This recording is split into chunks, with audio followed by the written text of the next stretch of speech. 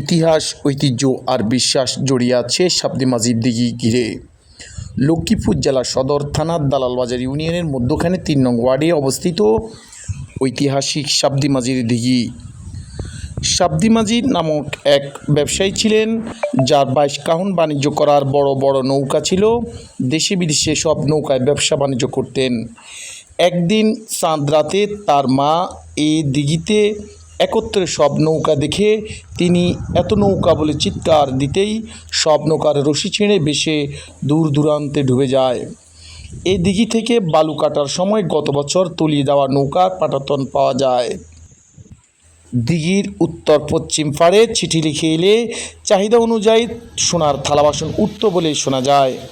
এক মহিলা সোনার বাটি রেখে দিলে আর কখনোই উঠেনি বলেও শোনা গেছে।